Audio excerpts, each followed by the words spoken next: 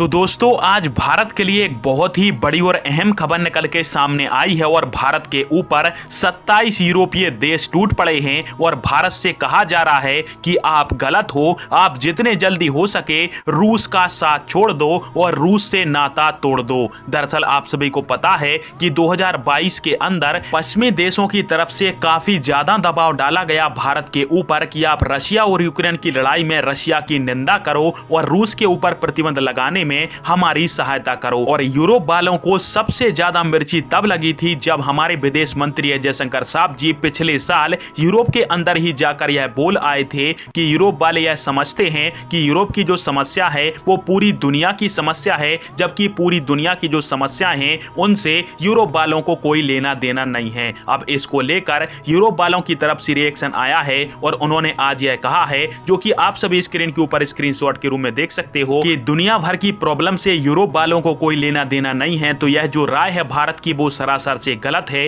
और आज रशिया और यूक्रेन का जो युद्ध है वो पूरी दुनिया के लिए समस्या बना हुआ है। आप रशिया की बात करते हो तो रशिया ने पिछले साल कई सारे यूरोपीय बंदरगाहों को ब्लॉक कर दिया था, जिससे दुनिया भर के अंदर खाद्य उर्वरक एवं ऊर्जा की समस्या बन गई थी। और इसके अलावा सबसे बड़ा खतरा भारत का रूस को सपोर्ट करने से यह होगा कि जो चीन है वो रूस के विचारों से काफी ज्यादा प्रभावित हो रहा है। और जिस प्रकार से रशिया की तरफ से यूक्रेन के ऊपर हमला किया गया, कहीं ऐसा ही हमला चीन के तरफ से अपने किसी पड़ोसी देश के ऊपर ना कर दिया जाए। और यदि ऐसा होता है तो इसके लिए कौन सा देश जिम्मेदार होगा, इसके बारे में भारत को बताना पड़ेगा। और इसके साथ में इन्होंने भारत और चीन को लेकर भी कंपैरिजन कर दिया और यह भी बोला कि जब भारत और चीन का विवाद होता है तो जो तुम्हारा मित्र रूस है वो चुपचाप बैठा रहता है और हम ही आपकी मदद को आया करते हैं। साथ में इस आर्टिकल के अंदर भारत और चीन का एक कंपैरिजन भी किया गया, जिसमें यह बताया गया है कि भारत की जो जीडीपी है वो चीन से काफी ज्यादा कम है। साथ में चीन अपनी सेना के ऊपर भारत से ज्यादा खर्चा करता है, इसलिए भविष्य में यदि चीन के द्वारा एशिया में कोई बड़ा कांड किया जाता है तो रूस इसी प्रकार से चुप्पी साधे रहेगा